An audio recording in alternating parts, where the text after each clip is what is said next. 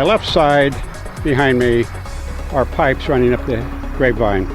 Those pipes are delivering water to the people in Los Angeles, taking away water from the fields, the food supply that you're now seeing. Now, what's more important? The water feeding the food, or the water going to the voters in Los Angeles? True, we do need water, but do they need overconsumption that they have in the city when the farmers need it desperately to keep us fed and to keep the prices low?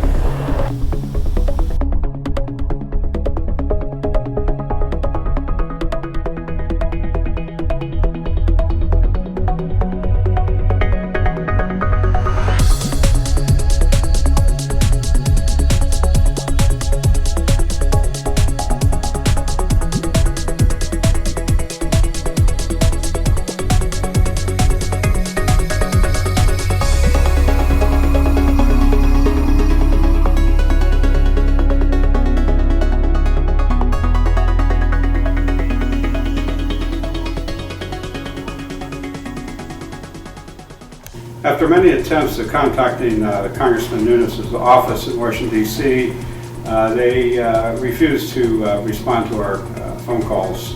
We'd like to get a little more information. We've read articles about the congressman stating that the land is sinking here in the San Joaquin Valley. The farmers are being affected, their water is being taken away. People are worried, they're scared, and we'd like to get a clearer picture. Now, we came here to his office here in Visalia to try to get somebody to talk to us, and there's still nobody responding. We want to find out why the government in our side of the border, the United States, refuses to do anything to correct this problem. It should have been corrected a long time ago. It just keeps getting worse. The land again is sinking. They have to drill wells down to 3,000 feet. The farmers are really upset. Their water's being taken away little by little, and pretty soon the whole thing is going to collapse, but we can't get a response from this congressman. So just remember that when the time comes around. The aqueduct is not for us. The Frank Kern is not for us. Our canals are dry. How about Success Dam? It's a big mud puddle. So what interest do you have out here in the valley? Well, we do transportation, and all this water deal is going to really affect everybody, because if there ain't no water, we ain't got no project to haul. Why are you afraid the water is going to be taken, or what do you think's happening? Yeah, because they got too much regulations already. What kind of regulations? The people that are trying to take the water away from us. Who would that be? Any idea? Yeah, I can't remember the name, but they're the people upstairs.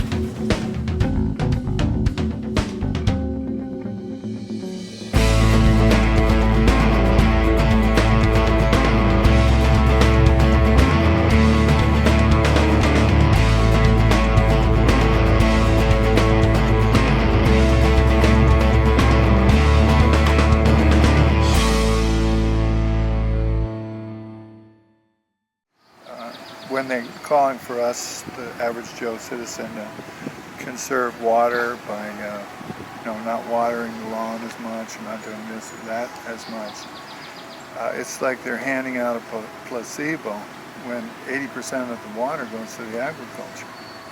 So having a water shortage, us little, Joe citizen that take less showers or, water the lot less isn't really going to solve the problem.